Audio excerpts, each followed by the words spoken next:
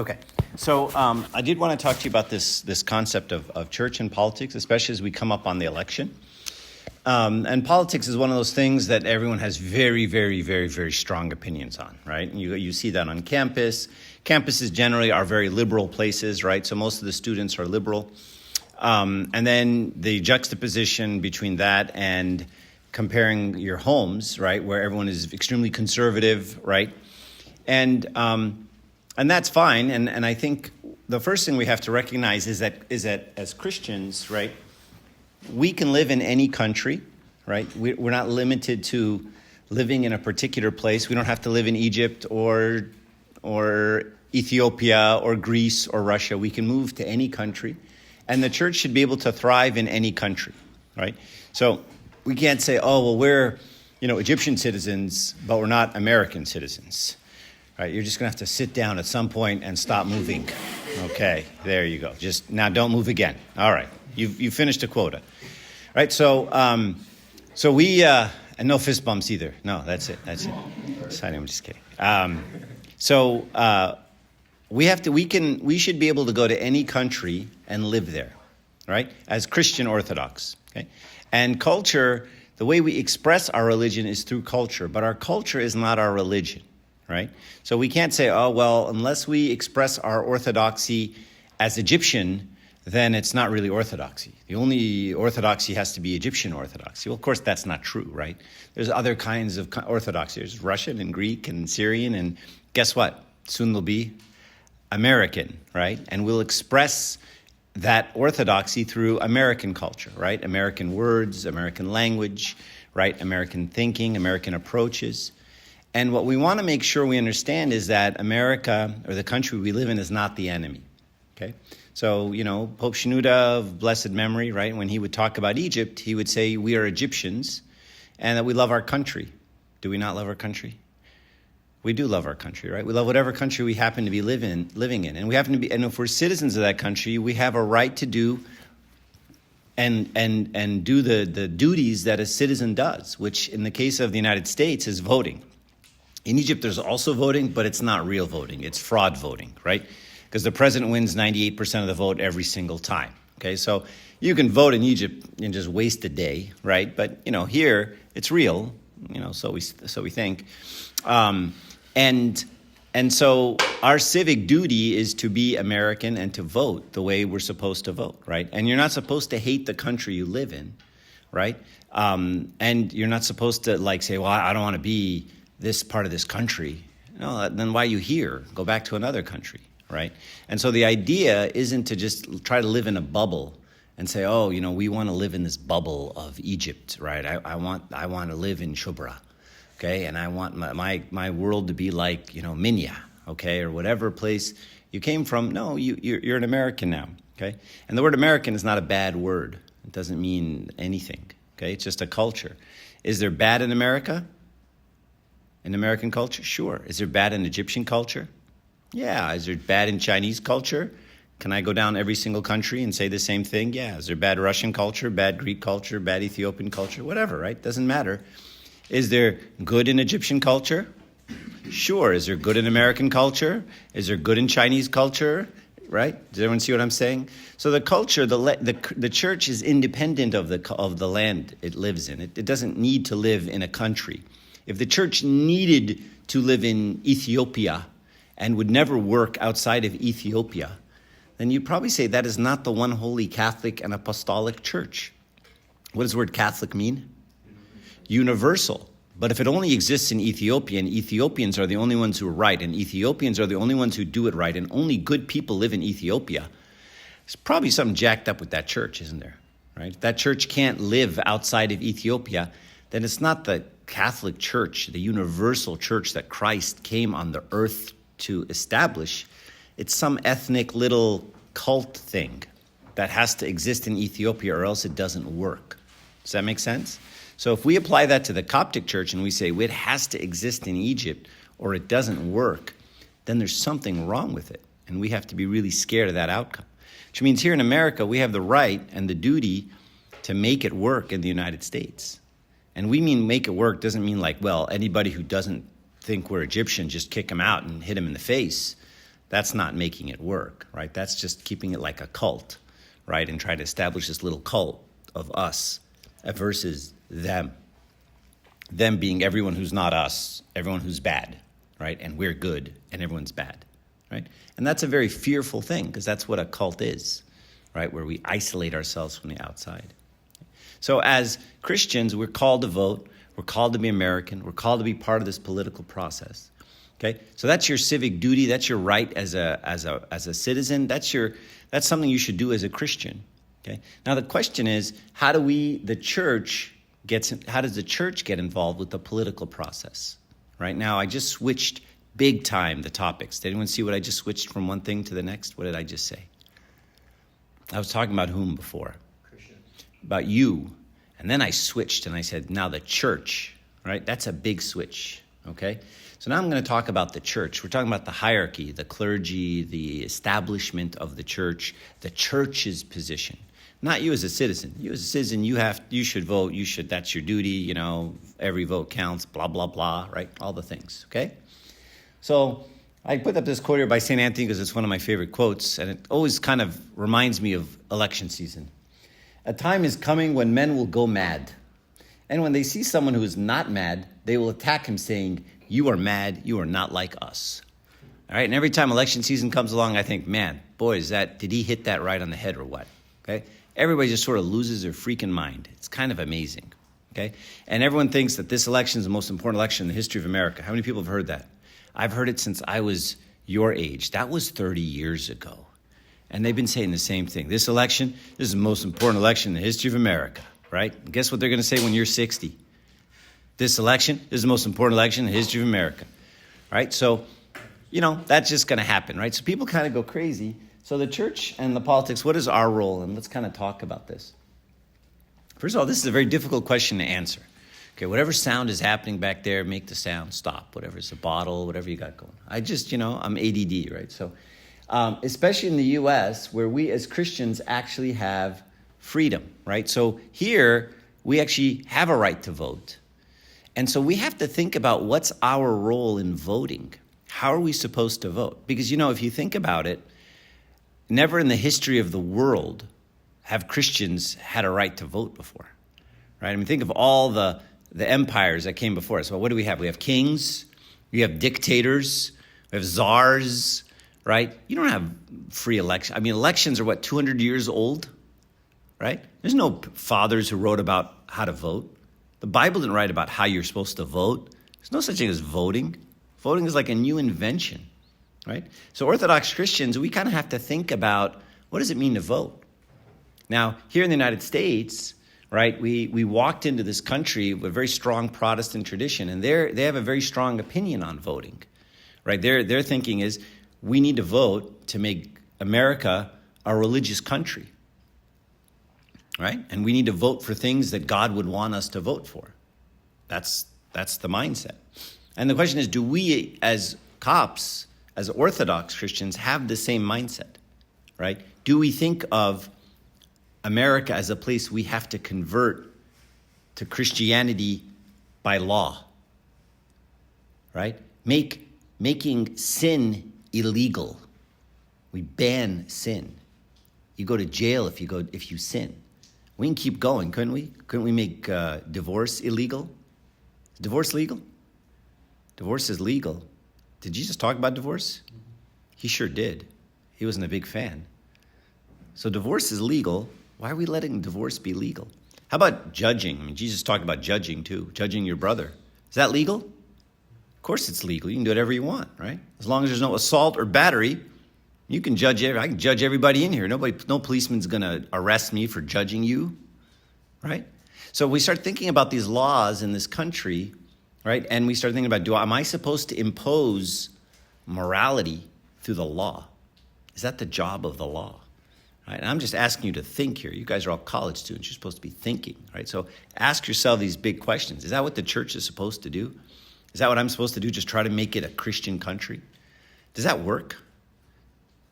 Do we know a country that imposes religious law? Yeah, the one we came from, right? How did that go? Does it work? Okay.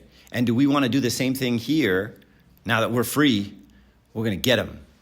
Let's get them and make America Christian so we get the Muslims. So, should we get involved in U.S. politics to reflect our Christian beliefs?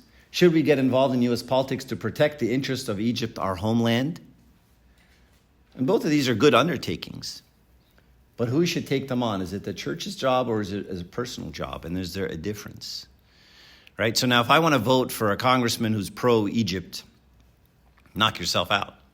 I mean, that's what I do. Right? Should the church tell me to? Should Abuna, the bishop, say, hey, this is how you should vote on Proposition 3. This is what you should say. Right? It's a very big difference for me to read Proposition 3 and vote on it versus the church told me to vote like this, right? Does the church tell people how to vote? Is that their job? I thought the job of the church was like heaven. Right? Did Jesus say, my kingdom is of America? Did he say my kingdom is of this world? Or did he say the opposite? He said, my kingdom is what? Not of this world. Right? So when we're really focused on this world and who's in power and who's the politician and who's in wrong kingdom, that's not the one Jesus came to talk about. Right? So first thing is, what do we say? We say the one holy Catholic and Apostolic Church. Some argue we should say the Orthodox Church in Greece, in Russia, in America, in Egypt, right? Instead of saying the Greek Orthodox Church, it should be the Orthodox Church in Greece, which means the church can exist anywhere, a point I kind of made earlier. The church really has no home. It belongs nowhere. It can live anywhere. It can adapt to any situation. It can adapt to any country. It should be able to go into any country if it's truly from God and thrive there, right? Now, will it thrive exactly the way it looked in the other country? If I took the Ethiopian church and I got Ethiopian bishops and Ethiopian priests and I made them all come to Egypt and I said, now start a church in Egypt, just like the one in Ethiopia. Do you think your parents would be okay with that? They'd be like, no, that's not us, bro. Those are Ethiopians. We're not like them, right? Does that mean it can't happen? Well, no, it means we're going to have to make it look Egyptian, aren't we? We already did that. When did we do that? Coptic Orthodox Church. Right? It's very Egyptian. Is it supposed to be Egyptian? It is if it's in Egypt. Absolutely, right? So the Coptic Orthodox Church in Egypt should be very Egyptian. Is it very Egyptian? Absolutely. Is it very Arab? It is, right? It's very Arab. Is it supposed to be very Arab? Yeah, it's in Egypt. Everyone's an Arab, right? And we can argue and say, I'm a Copt, I'm not an Arab, blah, blah, blah. You're all Arabs, right? We're all Arabs. We think Arab, we speak Arabic, we act culturally Arabic. We don't know what Coptic culture is. It disintegrated over 1,000 years ago. We can't even speak the language. We have no idea. There's no TV back then. There's no YouTube. We don't know what it looked like, right? So our culture for the last 1,000 years at least has been Arab, right? And that's okay. That's how the church thrives there. The way the sermons are given, the way priests give a sermon, the way someone gives a talk, it's Arab. It resonates with someone who's Arab. The way someone Arabic would talk, the jokes they would tell, the examples they would give, the points they would make. Arab. Perfect. You're in the right country. Okay? But now you take that thing and you transplant it across the ocean. And you say, now make it grow just like that here in America. Same jokes, same language, same approach, same thinking, same focus, same emphasis. And all of a sudden, it's not working. All the kids are leaving. All the adults are leaving. Why? It's not really resonating. Make sense? So we have a duty as a church to make that round that corner and say, no, the church can thrive anywhere, right? But we got to do some work. And you guys are the first generation that have to do this work, right? Our parents didn't do the work. They didn't come as missionaries. They didn't come to convert America. They couldn't care less about America. They hate America, some of them, right? They came as what? Immigrants. What does an immigrant want? I want a little slice of home. I want it to sound Egyptian, smell Egyptian, talk Egyptian. I want Egyptian jokes. That's what I want. I miss home, right? So each church is what? Little Egypt. That's exactly what I want. And so you guys have to turn a corner because a lot of you are not all that Egyptian. Some of you ain't Egyptian at all. Your kids won't even be close. Their kids, good luck. Right? There will be a time when a bishop will come from Egypt and there will be no one here who speaks Arabic for him. Right? And we'll say, sorry, Sidney, can you say that in English? No one here speaks Arabic. Anyone know anyone speaks Arabic? No, sorry, Sidney. I think there's one guy, at this other church. I think he died, though. The only guy that's left who spoke Arabic. Is that going to happen? It's going to happen. Not our generation, but a couple of generations from now, right? And the church, if we've done it right now, will thrive at that time. And it will be the Coptic American Orthodox Church, or whatever name you want to put on it. So, the church has no home. It belongs in no place. We are all citizens of heaven, and my kingdom is not of this world, right? It's not of this earth. And so we are sojourners on this earth. Everyone heard this in the liturgy, right? We are sojourners. What does the word sojourner mean? Traveler, right? And when you're a traveler in a place, you don't really care all that much about the place. I don't want to make this place into anything. This world is what? Fallen, broken, corrupted, messed up. Whether it be America, Egypt, China, Russia, name the country. There's bad everywhere, right? So my objective isn't make this world good, because that's not going to happen. Right? The world is a broken place. It's full of bad people and bad things, including you guys. You guys are part of the bad people and the bad things, by the way, right? So I'm not gonna try to fix the government and pass a bunch of laws and everybody's gonna be good to each other. You can't make somebody good to somebody else. You can't pass a law and say, love me. It doesn't work like that, right? So that really shouldn't be our objective as a church, right? The church is the body of Christ, right? It's heaven on earth, but it's not trying to change earth, right? My objective isn't here. I'm not thinking about this place, right? When you guys go to Mexico for a week, right, for vacation, when you get off the plane, what are you thinking about? I'm going to go to a pool. I'm going to get on jet skis. I'm going to go to the beach. Are you like looking at the potholes and saying, who's going to fix this pothole? Look at these lights. Some of these are burnt out.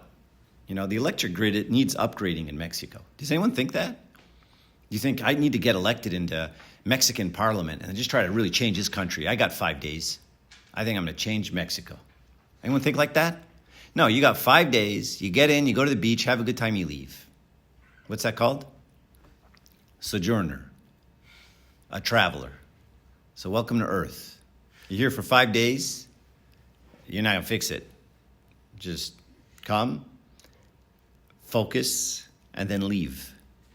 That's what we all do. In case you don't get the memo, you too will die someday. I'm closer than most of you, just saying. I'll probably be dead soon. But the rest of you will live longer, but you're also going to die. We're just here for a short time. We're not here to change the earth and make it into some utopia of, whatever. If you can change yourself, you've won. Right? Forget trying to change earth. Forget trying to change America. Forget trying to change your neighbor. Just change you. Be good. Be better. Be nicer. Be more loving. I was driving here. I was on the phone with someone, and she's talking about she's in school in a master's program, and she's like, this girl, it's her first year. She's so evil, and she makes other girls cry, and she makes people feel bad, and she talks trash and all this other stuff, right? And I can tell, I just don't want to be nice to her. And I could be nice to her, but I don't want to be nice to her. And I told her, that's Christianity. Be nice to that girl that you don't want to be nice to. You want to talk about changing the world and blah, blah, blah, and vote for Trump, he's going to make everybody into Jesus freaks. I mean, come on. Be nice to that girl. Be nice to that guy, the guy who doesn't deserve it. Why should you be nice to the guy who doesn't deserve it, or the girl who doesn't deserve it? Because you don't deserve love from Jesus Christ. Exactly. Because you don't deserve it either. Welcome to the club. God loved you, and you don't deserve jack. So do the same. Right? That's what we're called to do. That's the kingdom.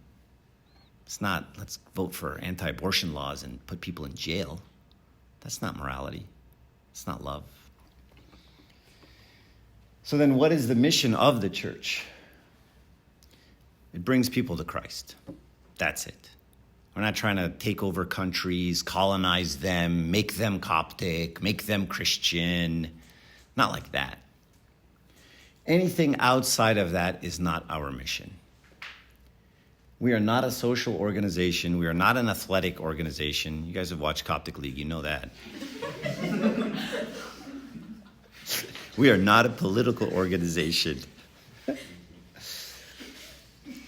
We do not measure our success by lobbying efforts, how many laws we get passed. I can't tell you how many people are sad when they try to pass, like when the government tries to pass some stupid law, like the ones, our governor is always trying to pass, and they go, get out there, vote, you can stop it, we can do it, and there's sometimes it's people in very high positions in the church or even servants or whatever, and they say, go out there and vote, and then of course it passes because we're a blue state, and the next week everyone's depressed and like, oh, we failed.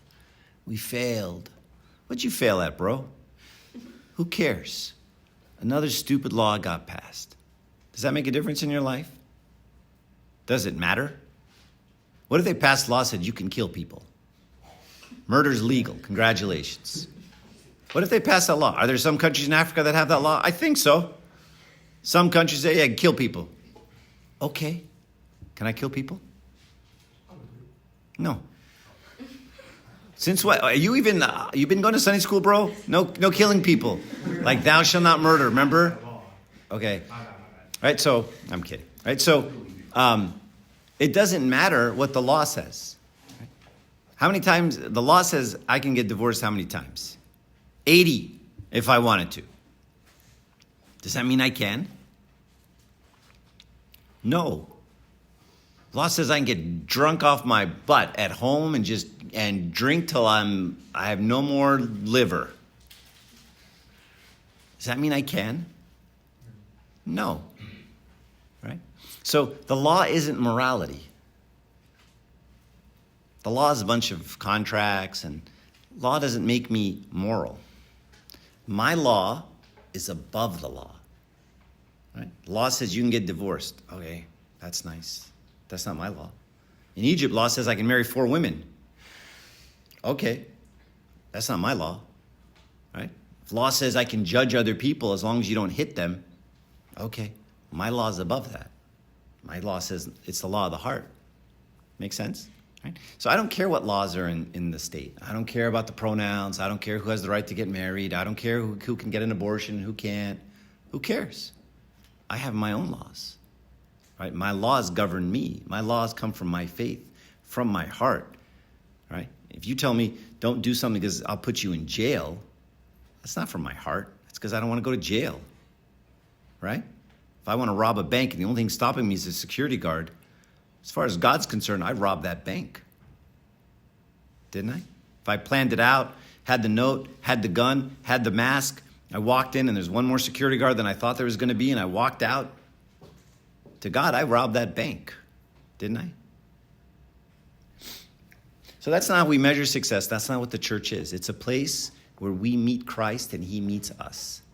We meet our dad. It's our home. A small church that saves its people is better than a big and powerful one that does not. I'd hate to be seen as part of a church that's large and influential, and then the president the president of the United States visits our pope, and they're buddy, and all of these things, and political influence, and we get invited to all the big fundraisers of the White House in D.C., and no one's getting saved. That's a failure of a church, right? So I'd rather be in a little, small, podunk church where people love each other, people are repentant, and people are trying to find God any day than some big thing with all kinds of, the mayor came to our Eid. Who cares? The mayor's going to be elected out in 2 years. He's just a politician. They come and go. I'm not impressed by the mayor, right? I'm impressed by, is my Lord there? And is he in my heart?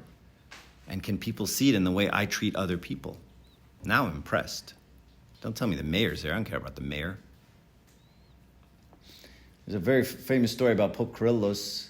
That's Pope Kyrillos right there. And that's Gamal Abdel Nasser, who was the Egyptian president at the time. And their relationship was very interesting. At first, Gamal Abdel Nasser hated the Pope until he healed his daughter. And then he loved him.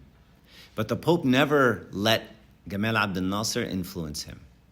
He was always kept a distance, right? I'm not going to let politics and the church get together. Okay? So he'd sit next to him and stuff, but anytime Gamal Abdel Nasser wanted something from the Pope, hey, tell your people to vote like this, or no, not going to do it. Right? And we see in the history of the church, you guys studied, European history, right? Every time the Pope and the king and the emperor got together, it was bad news. That's why the Crusades happened, right? Crusades were just a disaster. Why? Because the Roman emperor wanted land, and he couldn't get people to fight for him, so he basically said, tell them God wants us to have the land. And then everyone goes, yeah, let's get it for God.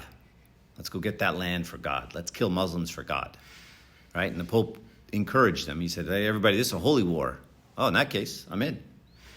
And they used God so that the emperor could get more land, right? He used the church, and the church let themselves get used.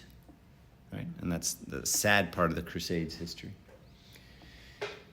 But don't we need to fight for moral laws? Question. Isn't our job as civic duty to fight for moral laws? So then I kind of go back, what is the purpose of the civil law, the secular laws? Do we receive our morality from the law? Or is our morality received from above? So these are the things I talked about. You're allowed to be drunk in your home 24 hours a day. You're allowed to have sex with a prostitute in Nevada, even if you're married. You're allowed to have sex with as many people as you want as long as you're 18. You're allowed to judge and hate others as long as you don't get verbally or physically attack them. You're allowed to gamble on an Indian reservation and Vegas. And what is murder? Could you do that, right? So do I get my law from my morality from the law? I do not. Right? And what's the purpose of the civil law? The purpose is to keep order, right? Everyone drives on the right side. If you sign a contract, you have to do it. Right? The purpose of the law is not to impose morality. Now, there may be a basis of morality to the law, but I don't get my morality from the law. I can go from country to country. They can have all kinds of weird laws. Don't care. It's called abortion. Murder is legal. Am I allowed to do that? No. Right? Abortion is murder. Is it my job to stop everyone else from getting an abortion by law? That's not my job. My job is to be the best me I can be. It's very different to say this is my morality than saying I'm going to impose my morality on you. That's very different. Yes? Isn't it different when, what if, you want to encourage, your, moral, laws on, other people, but not, impose it, more, encourage? That's exactly the right way to do it, right? So the question is, how do I encourage? Right? That's perfect, because I don't want to impose, because whenever you impose something, no one likes it, right? You tell me to do something, that's the thing I'm not going to do, right? I feel and that's why if you look around now, nobody likes Christians. Like in America, you raise your hand in class, hey, everybody, I'm a Christian. Everyone hates you. Right? You're just a bigot, you're a homophobe, you're judgmental. You tell me how to live my life. And it's not because we're so good and they're so bad. It's our approach. Because, sometimes it's not enough to just be right. You may be right and still mess up everything. The person in front of you, you just tell them, you know what, you're a sinner, you're horrible, you're going to go to hell if you keep doing that. Okay, screw you. They flip you off and they walk away. Were you right? Probably. Did you do it right? No. Did you do it the way Jesus did it? No. Right? And so sometimes we want to encourage, and the only way to really encourage is people have to see it in us. that, you know, when you look back at the history of the church, the only thing that really converted anybody ever was people seeing someone who's just really nice and going, what are you? They say, I'm a Christian, right? I'll tell you a story about Saint, you know, it's in one of these slides, but we're not going to get to any of these slides, about Saint Pachomius. You guys heard Saint Pachomius? We say his name in every commemoration. So Saint Pachomius was a soldier in the army, and he was a pagan. And one time he was sent, this was during the time of persecution, he was sent to go slaughter a village of Christians, okay? That was, you know, his brigade or whatever. They went, their job, march, find this village of all Christians and slaughter them. The Christians heard these soldiers were coming. What did they do? They went out, they made a huge meal. And they said, these soldiers have been walking for 2 days and they're probably starving. Let's make them a meal. And so then the soldiers showed up, villages out there with a big old spread, and they're like, do you know why we're here? And they're like, yeah, you're here to kill us. And they're like, and this is how you reacted? You didn't like take up arms and defend yourself? And they're like, no. Our Bible teaches we love everyone, including our enemy, our neighbor, and even the people who persecute us, and pray for those who abuse us. And they said some verses. St. Pachomius was so struck by this that he said to himself, you know what, if I come back from this war alive, I'm going to be one of these people. I'm going to be a Christian. So that's how they converted St. Pachomius, who became one of the, you know, St. Pachomius had 5,000 monks under his reign. So the way we encourage, inspire, you know, Jesus said it, he said, be the light of the world, right? Not the light of church. Everyone's good at being light at church. Be the light of the world. Light is love. People respond to love. That resonates, right? When Jesus loved that adulterous woman and said, I don't judge you, she's like, I'm a Christian. I'm with that guy, right? After everything he just did for me, I'm with him. At that moment, she became a Christian. And that's when he said, go and sin no more. He didn't start with go and sin no more. He ended with it. That's the right order. So, so I'm a big fan of showing love first, you know, because, you know, we're supposed to speak truth and love. And I think we have we're really good at truth. Everyone's, you know, posts on Facebook about how truthful they are and everything, right? And not a lot of love. And the only thing that actually works, history of the world, history of Christ, history of the apostles, is love. Passing a law makes people hate you. Just look around. Everybody hates Christians. It's not supposed to be like that. Yeah. So if the laws don't matter to us, should we not even just vote at all then? No, I wouldn't say that, because I'd say as a citizen of the country, you have a civic duty, right? And if you notice, even the saints were always very good citizens, right? They did their duty, unless it conflicted. Like, if they'll do their duty until I have to worship a pagan idol, offer incense, right? Then I'm like, no, that's where I stop. But I was, you know, Pachomius was doing his civic duty in the army. Some of these guys were generals. St. George was a general, very high ranking, very, you know, like, they did their duty, right? In fact, you read the story of some of the contemporary saints, and they're very, you know, they're very civic oriented, right? So, no, I wouldn't say that. I mean, but what I will say is that's not like, that can be obsessive, right? I do see some people really get into politics, like crazy get into politics, you know? And I appreciate, you know, like, volunteering for a politician and helping with the campaign and trying to get the vote out. I get that. But sometimes people are just obsessed with politics. And then I feel like it's just gone a little too far. You know, like, okay, I get this is a good cause, right? But you have to be a little careful, right? That you don't get too caught up in it. I give another talk that I was thinking about giving you guys about micro versus macro morality. And basically, the idea is that Christianity teaches micro-morality, which means my morality Morality comes from my behavior. Macro morality is when I get my morality from imposing good behavior on other people, right? And that's not Christianity. I'm not a good Christian because I made a whole bunch of other people good or forced them to act a certain way. Make sense?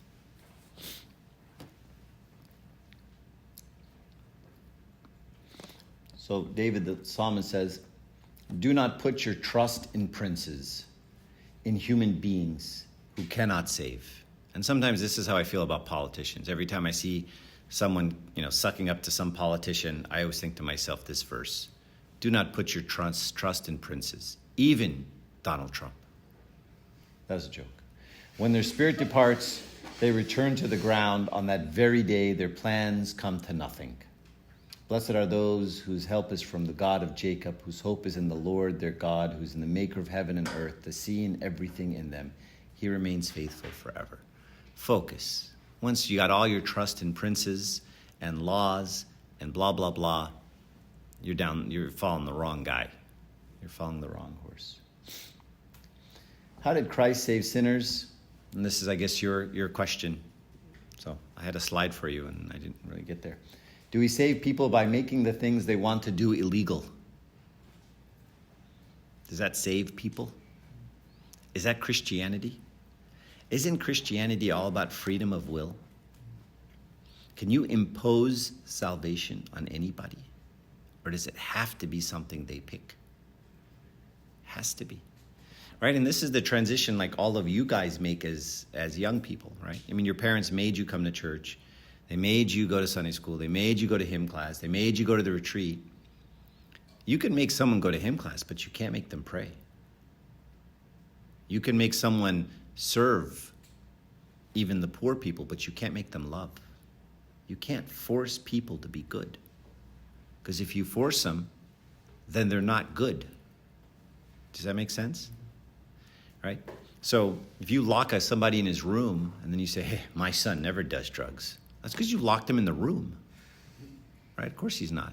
That doesn't mean he's good. Right? So that's not how people go to heaven. You don't go to heaven because you act in a certain way. That's not heaven. Heaven is because God is in my heart. Christ is in my heart. Right? I don't deserve heaven.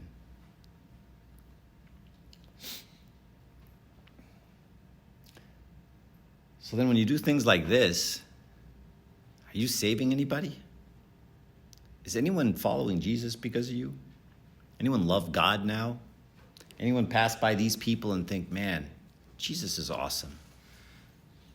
I think I'm going to deny myself, carry my cross, and follow him. Is that the thought you have?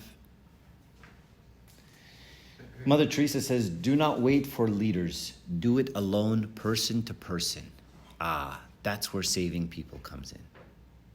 You don't save people in mass. You don't save 1,000 people. You save a person by looking them in the eye and showing them compassion and love when they need it. That's how you save people. That's how you teach them who God is. You don't give a talk. You don't give a lecture. Right? But when they call you in the middle of the night and they need you, you're right there. And you don't go gossip about them behind their back. You support them when they need it. You show them love. That's what saves people. That's how they see who God is.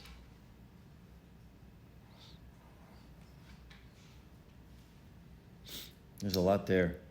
Do you have any questions?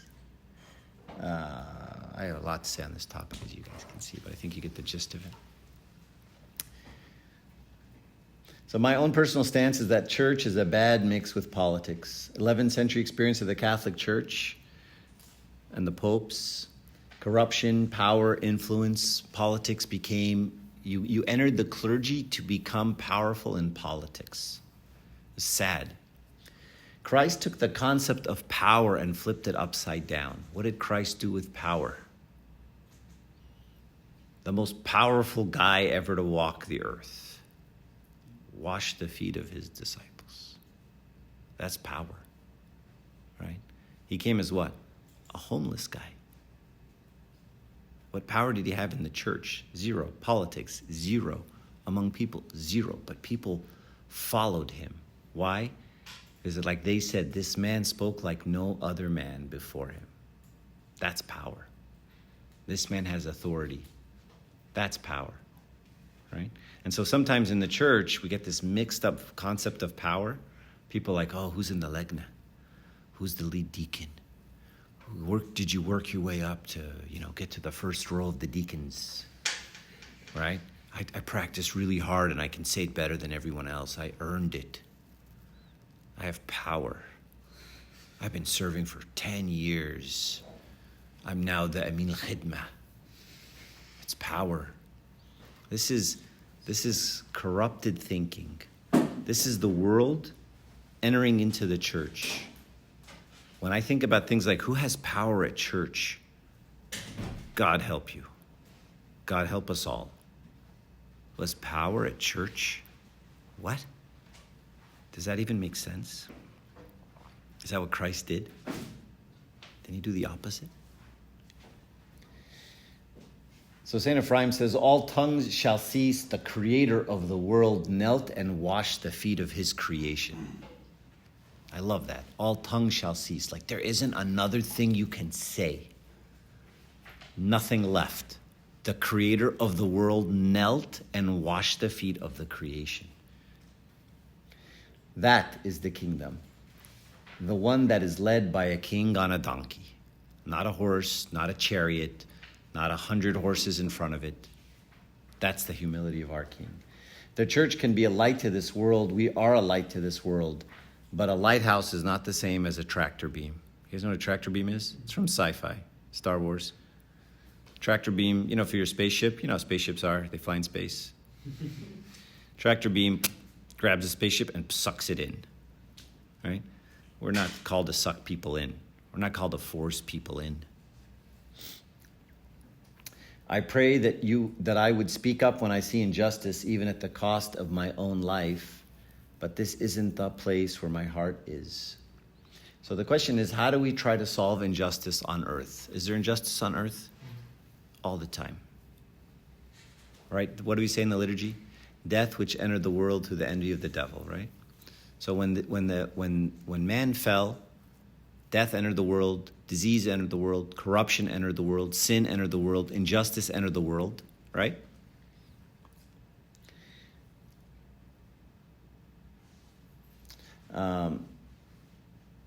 Well, maybe I won't get into that. Okay. Anybody have any questions or comments? I think you guys are all sleepy. Yes? Earlier when you said, if you plan to rob a bank, to God, for example, to God you committed this sin. For example, you plan something, then what's the point of backing out at then? If you're if you back out, that's one thing, right? You say you plan to do something bad, right? And then last minute you're like, oh, I shouldn't do this. This is bad. This is wrong. I'm backing out. That's great. Good job. Okay.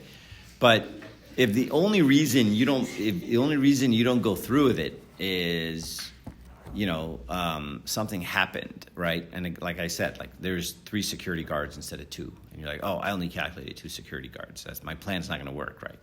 And now I take all my guns and I hide them and then I walk out, right? Or I was going to murder someone. I went into their house and I saw the security camera. I'm like, oh, shoot, they're going to be able to track. So I leave, even though I had the weapon on me and my intent was to kill.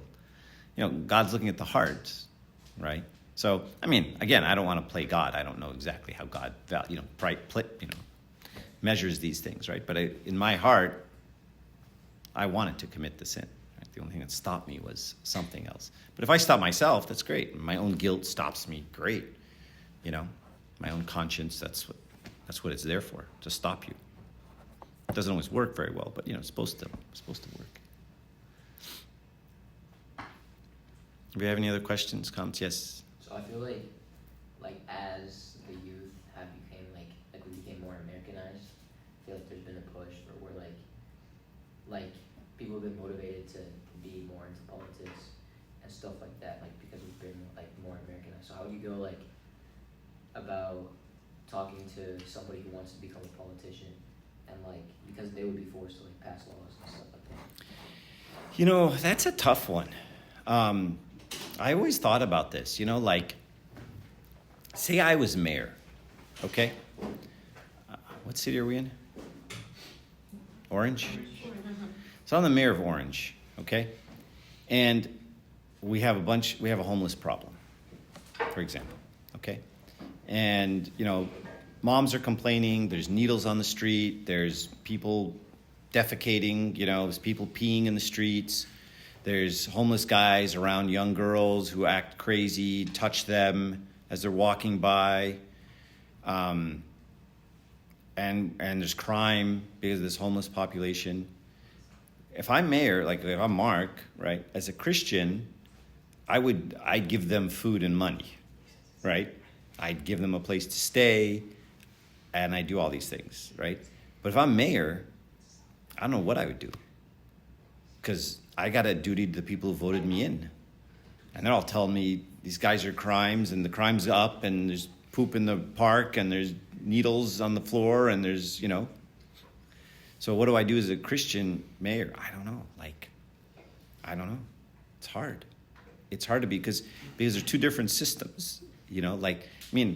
I as a Christian mayor, I wouldn't be corrupt. I wouldn't take bribes. I would try to enforce the laws as best I can. And I definitely have a bent of Christianity. I'd try to be moral.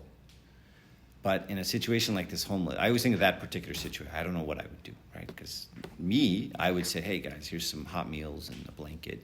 And then more people would come and be like, hey, the city of Orange has a stupid mayor who's giving us food. And they call their friends, and they all come down. Next thing you know, I'm not doing my job for the taxpayers, right? I have a job to do. So when your job conflicts with morality or Christianity, it's hard. What if I'm a lawyer? And there's some lawyers, their job is to go for blood, right? And know their client is guilty and get them off. I don't know how you do that. I don't know how you do that as a Christian. It's hard. I don't know. I say avoid those jobs. No, seriously, avoid a job that compromises you like that, right? That your job is to do something not illegal. Illegal is really bad, but just immoral. Or just not right, because when I first, graduated, I was a CPA, I was an auditor, and I liked that job because I was paid to be ethical. I was paid to be honest. So it's it fit. It's good, And now I'm a professor, I'm paid to teach. But if I was paid to do something nefarious, if I'm a doctor, I'm part of a group, and they're like, okay, what we do is we run this test and this test and this test because we get paid by insurance for all three of these. And I'm like, yeah, but they only need that one. Yeah, but we get paid by insurance to do all these, so we're gonna maximize all that. I was like, okay, but that's sort of so you just want me to write that I think you should get all these tests when I don't think you should get all these tests? Yeah. Tell me you want that test and that test and that test because we get paid for all of them. But you know what I mean? You're asking me to lie. Yeah, do that. I don't know how well I do in a company like that, where every day it's well, guess we got to make money, so I guess I have to lie to make money. I don't want a job where I have to lie to make money. And most politicians have to lie to make money. They can't really be honest. The politicians that are honest, there's few of them, they don't get elected. They lose. Because they don't say the right things. People don't want to hear the truth. They want to tell you, I'm going to forgive all your student loans. I'm going to do all this stuff. I'm going to give you this, I'm going to give you this, I'm going to give you this.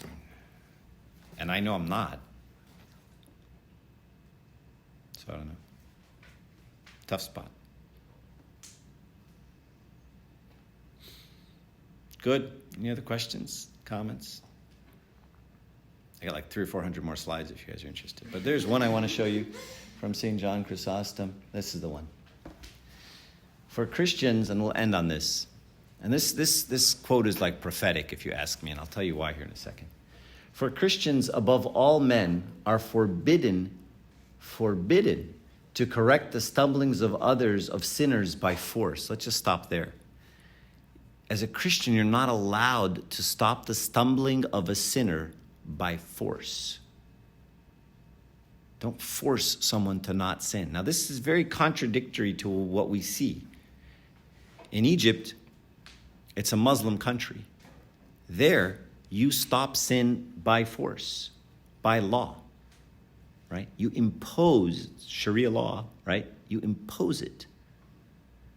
And to them, as long as it's imposed and you do it, then you've done it, right? You go to heaven because you've done those things, right? Our theology is not like that. Our fathers don't say impose by force. It is necessary to make a man better not by force, but by persuasion. That goes back to your question. Sorry. Now you're talking to her as I'm trying to reference her, and he has no idea. He has no idea I'm talking to him. He has no idea I'm making fun of him. This goes back to your point. What's your name? Maya. Maya. Sorry, I'm sorry he's talking to you. He doesn't go to this school. Huh? She asked the question. Oh, okay. Sorry, Maya. It's just I associated with him. I don't like him. That's the. I was actually just with your dad right now. We were just chatting. Yeah. His dad is Deacon Archdeacon Severus. Giddy up. Anyway, Maya, I'm so sorry. I'm so sorry he's here. I'll make him go away by force. I have my car. You can go no, Habibi, Khalid. Right? So this goes back to your question, Maya. It says, it is necessary to make a man better, not by force, but by persuasion. Right? So when I see this girl who wants to get an abortion, right, how would Christ handle her? He says, I'll show you, I'll pass a law, put you in jail.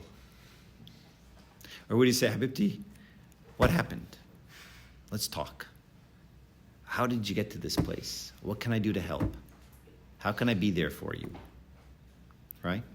And hopefully, how could we have, as a church, prevented this from happening in the first place? Right? And let's bring this baby to term, and let's give it away for adoption. There's a family that loves babies and can't have one. And they're ready, and you're not. So he says, not by force, but by persuasion. We neither have authority, and this is the part that's prophetic, because he's talking about the United States right now, 1,000 years before it existed. We neither have authority granted to us by law to restrain sinners, because he's saying, like the emperor calls the law, right? Remember, this is the emperor, king, dictator days, right? We don't have the law on our side. But then he says, look at this. He says, nor if it were, should we know how to use it. See that? That's the part we have to figure out. Even if we did have the law on our side, if he said, we have the authority granted to us by law to restrain sinners. If we had that authority, if we could vote laws in to restrain sinners, we wouldn't know how to use that authority. We don't understand that kind of authority. We're not of this world. We don't use laws to make people good, whatever that means. Since God gives the crown to those who are kept from evil, not by force, but by choice. So he's saying, if you look at it from God's perspective, God's not really impressed because you passed a law and forced people to act moral. Because if you're forced to act moral, then you're not moral. It's the opposite. It's only moral if you choose it.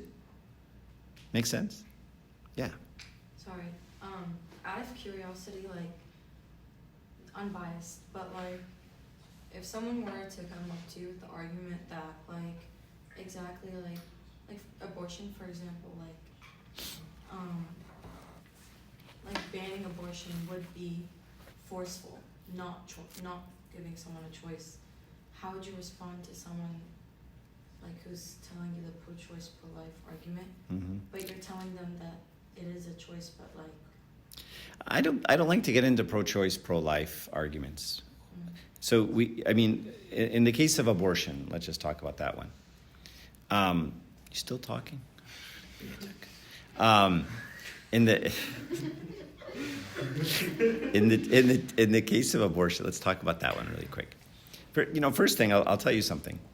The church does grant people the right to have abortions in certain situations. Mother's health, baby's health, mother's psychological health, right? So the church, in many instances, will grant a divorce in certain situations. So, and in fact, Ambassador Rapin has said this openly, our church does not want a ban on abortion, right? A United States legal ban on abortion, because we allow some people to get abortions, okay? So it's not in our best interest as a church to have the U.S. ban it. I mean, U.S. can do whatever they want, it's better for us as a church that we can allow some people to get them, right? And then people have to make their own, make their own decision. As far as like how to vote and why to vote, this one is still something I think we all have to think about as Christians, okay? Let me give you an example. The one I always think of this example is a needle exchange program. Okay, you guys know how a needle exchange program works, right? You go in, you have a dirty needle because you're shooting up drugs, okay? And you take that needle, you exchange it for a clean needle, okay? This is very, very common programs in a lot of places. So now what is this? Well, it turns out when you shoot up with dirty needles, there's people, drug dealers, drug addicts exchange needles, okay? And they will use dirty needles. They'll get HIV, they'll get other diseases, right? They'll infect other people. They'll take those needles, they'll throw them on the ground. People step on needles all the time, get infected, right? So it's a very dirty world, okay? So these needle exchange programs, the government says, look, if you're going to be doing drugs anyway, we'll clean it up, right? We'll give you needles so that you don't infect other people. We don't have another health care problem. Right now we're paying for billions of dollars of health care for people who got infected by all these things for no reason when I can give them a 2-cent needle, okay? So now there's pros and cons to this argument, right? You can say this encourages drug use. Some people make that argument. Probably does a little bit. Then people will say, well, but you're a drug addict. Drug addict will do drugs no matter what, right? They'll break into someone's house to do drugs. You don't think a 2-cent needle's gonna stop me, right? So I'm an addict. I'll do whatever. So now the public health department will debate, should I have a needle exchange program or not? And there's pros and cons, right? But now me as a Christian, right, how do I vote on this? Well, I have to think about it from a legal perspective, right? And from it's a public health issue. So you have to think about it as a public health issue, right? Like, do I want a bunch of needles on the floor? Do I want a bunch of people who are drug addicts get infected, who could possibly be, Christians and our kids and whatever the case may be, right? There are Coptic kids who get infected by bad needles, right? So as a public health debate, we can have that debate, right? And I think that's a healthy debate to have. And people say yes and people say no, and maybe you can put them here and then you put the needle exchange over there because this one isn't close to kids. Okay, we can have this discussion and figure out what's best, right? But what you don't want to say is, no, God says you're not supposed to do drugs, so no, right? Because now I'm making my decision not based on the spirit of the law, right? But I'm just imposing my morality on there. Like, okay, well, I understand Christian, you're not supposed to, and nobody wants these people to be addicted anyway, right? That's not the point. The point is this is a public health issue. Like, how do we handle this situation? You see what I'm saying? See the difference, right? So I think in all situations, we have to consider it like that, right? We have to think about what is the debate? What is the vote supposed to be? What is it supposed to look like? What are we supposed to be discussing here, right? As opposed to, well, no, my religion says no. Now, in the case of abortion, right, like I think I would vote no on abortion, even though, the church may want legalized abortion, because as a public health, abortion crushes girls' lives, and people don't know enough about that, right? It's kind of marketed as the solution, but there's a lot of girls who can't get pregnant again, who are scarred by it for a very, very long time, psychologically. And so, it's a very hurtful practice.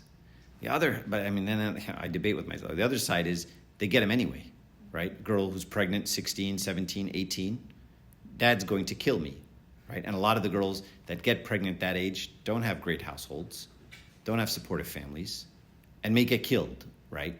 And so they get them anyway. So now what? I don't want it to be used as but I don't want to, but I'm going to have that discussion at a public health level versus this is immoral. My God says this is wrong. You see what I'm saying? Like, if my job as a civil person is to vote, I have to be careful how I do that, right? And just consider more things than I have to make this into a Christian country, right? Does that make sense? Because again, as St. John Chrysostom is saying, like, once you impose something by force, the girl who doesn't get an abortion because I made it illegal, it's not like she got saved. I didn't teach her about Jesus. She didn't find God. I didn't do anything for her. I just stopped her from doing something I don't think is right. But I didn't actually love her. That's the message of the gospel. I know it's controversial. You guys wanted controversial, so I thought I'd give you a little Can controversy. I do like a follow-up? Sure. Sorry. No. So, like, with the same mindset, like, because obviously, like, there's no, like, clear pros and clear cons. I don't know, I'm trying to word this right. But, like, so in the same sense, do you think if someone's thinking to themselves, like, then, like, I think the right choice would be to just, for everyone to have the free will, the option of, like, the yes or the no. And that way I can impose my, like, I didn't impose Christianity by force, and I left the choice. And then, like, do you think, like, it's still the odds of saving someone are, would you say they're even? It's higher. Okay. It's higher. You don't save anyone by forcing them. That's not saving them. That's legislating behavior. Right? You can legislate behavior all you want. You didn't save anybody. I mean, you've all felt this, right? Forced to do something, forced to fast. What does that do? Pisses you off. That's it. Do I love Jesus now? No. I just can't eat this ingredient. Right? It's a very different perspective, I'm sure, than you're used to hearing. Now, I mean, there's something to be said for, and I think this is where, it gets a little different, dicey, is, what if it's a child, right? Child who's 6 says, I don't want to go to church. Well, who cares? You're going to church, right? That's fine. I can force a 6-year-old to go to church. What if he's 15? Now I got to think about it a little bit more, right? I got to be careful of how to do that. What if he's 25? Right? I mean, I still know 45-year-olds who are being attacked by their moms. Rachta Kanisa? Why not? And they're screaming at them. And the kid's 45. Like, what are you doing? And she's driving him away from the church so fast. He hates the church because of her. You got to be wise. You can't just be right. It's not enough to be right. You have to be wise. So I think you give people options, and then people want to make the right choice. People want to be good.